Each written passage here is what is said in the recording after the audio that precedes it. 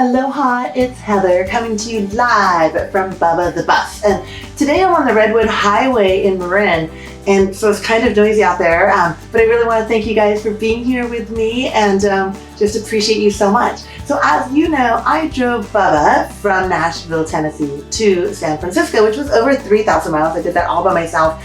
And over the next couple minutes, I wanted to share 3 things that I learned personally during that drive.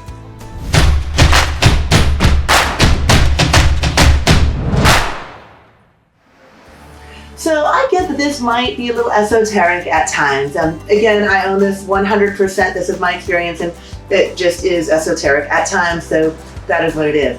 So as I mentioned before, Nashville gave me a trip permit for 30 days. So they gave me an entire month to come from Nashville to San Francisco, which was awesome for me.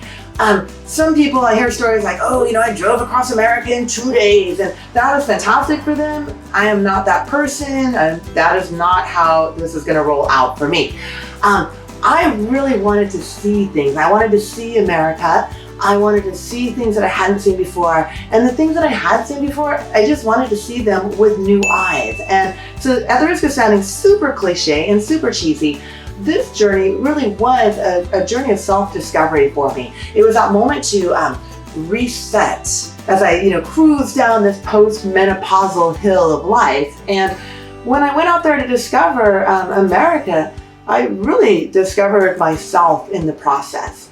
And so I chose to go along Route 66, the very historic Route 66, and I allotted myself time to make detours if I wanted. And the first thing that Bubba reminded me is to slow down.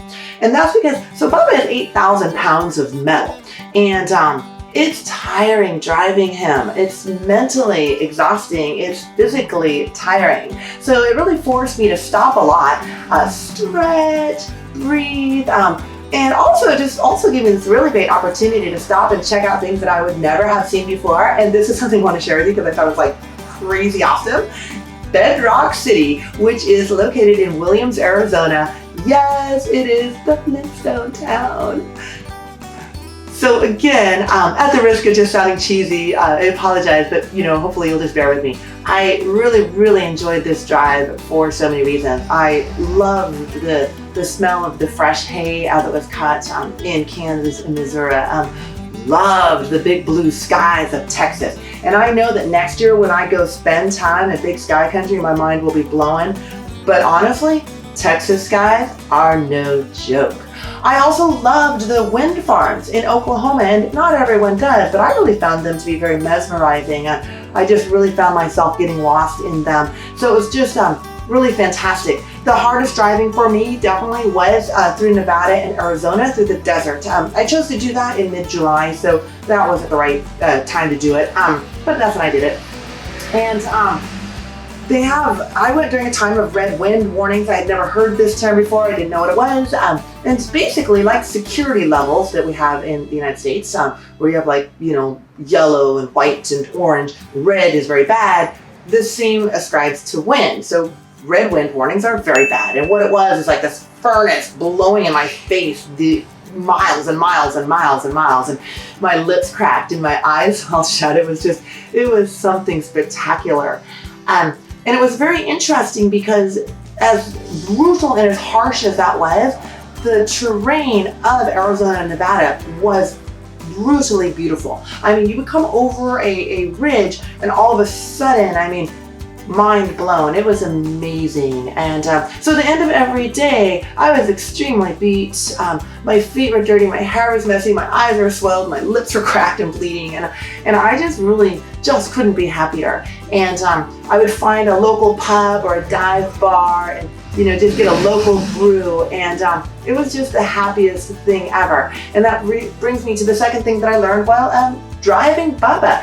And that is about being present. Now, I love a local dive bar. Who doesn't? Cheap, stiff drinks. But it's not about the money for me. What I love about local bars and dive bars is that that's where the community is. That's where the construction workers are. That's where the toll bridge workers are, and the waitresses and the school teachers. This is where they go. That is community happening right there. And it's also the backbone of America. So I just met the most amazing people and heard the most amazing stories while sitting on these tattered, torn bar stools in Anytown, USA. And it was just really spectacular, and I would not trade a minute of it. And that's probably one of the biggest things I learned while driving Bubba across the country. And that is that life that we are looking for, that fulfilling, big, badass, juicy life is most oftentimes right in front of us. And a lot of times it's buried under our possessions, but I guarantee you it's always right there. Thank you. Now next week, Bubba and I are going to go to the DMV.